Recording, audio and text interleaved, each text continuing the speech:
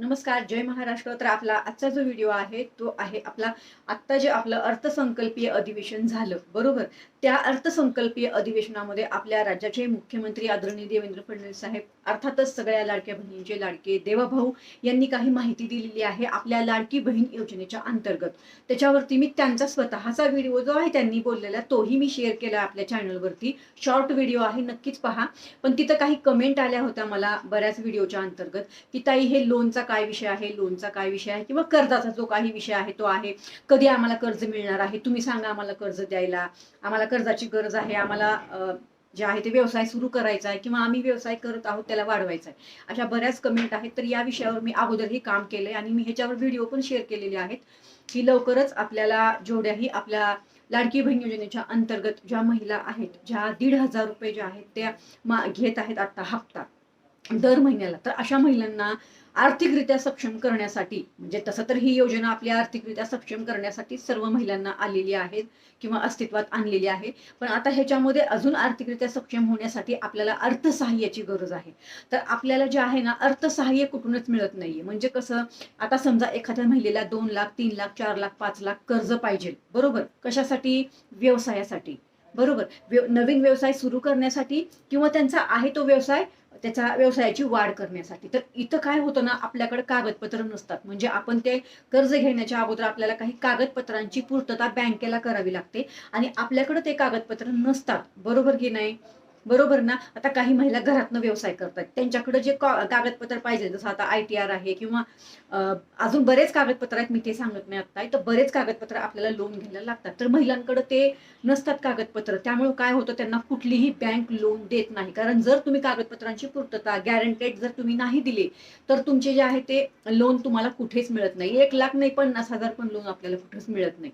ह्याच्यामुळं काय होतंय माहिती आहे का, बऱ्याच महिला अशा माझ्या संपर्कात आहेत आता, किंवा तुम्हीही आता जे माझे व्हिडिओ पाहतात तुमचाही हाच प्रॉब्लेम असू शकतो की व्यवसाय वाढवायचा आहे पण कर्ज मिळत नाही, व्यवसाय सुरू करायचा आहे, तयारी आहे, मानसिकता आहे, पण तरी कर्ज मिळत नाही. म्हणून माझ्या बऱ्याच महिलांचा व्यवसाय आता सुरू पण होत नाही आणि वाढत पण नाही. तर अशामध्ये आपल्या अर्थसंकल्पामध्ये आत्ताच देवाभाऊंनी सांगितलेलं आहे की आपल्या जेवढ्याही महिला लाडकी बहीण योजनेच्या अंतर्गत आता 1,500 रुपये हप्ता घेतायत ना, आता त्यातल्या जेवढ्या महिलांना लोन पाहिजे असेल, म्हणजे कर्ज पाहिजे असेल ना, तर लवकरच त्यांना जे आहे ते कर्ज उपलब्ध करून देण्यात येणार आहे. आणि मी हे अगोदर पण सांगितलं होतं तुम्हाला, आणि आता परत त्यांनी स्वतः अर्थसंकल्पात सांगितलंय म्हणल्यावर हे काम आपलं तात्काळ आणि लवकरच होईल, काळजी करू नका ह्याच्यावर.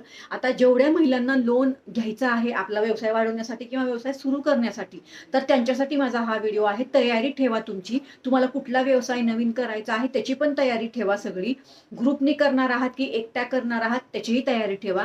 त्याचबरोबर तुमचा व्यवसाय आहे तर त्याला पुढं कसं वाढवायचं याचीही तयारी ठेवा. हे मी तुम्हाला का सांगतेय, जसं आपल्याला ते कर्ज मिळायला सुरू होईल ना, तात्काळ तुम्ही ते कर्ज घेऊ शकाल आणि तुम्हाला एक नवी उभारी मिळेल, तुम्हाला नवीन आर्थिक बळ मिळेल आणि तुमचा जो काही संकल्प किंवा तुमचं जे काही स्वप्न आहे तुमचा व्यवसाय सुरू करण्याचं किंवा वाढवण्याचं, हे पूर्ण होईल. आणि हे आपलं राज्य सरकारचे जे काही अधिवेशन झालं त्याच्यामधून हा मुद्दा समोर आला. आपल्या देवाभाऊंनीच हा मुद्दा सांगितलाय की आमच्या जेवढ्याही महिला आहेत त्या गॅरंटी देऊ शकत नाहीत, पण आता लाडकी बहीण योजनेच्या अंतर्गत जे 1,500 रुपये त्या घेत आहेत ना, हेच त्यांची गॅरंटी आहे. म्हणजे ते 1,500च त्यांची गॅरंटी आहे.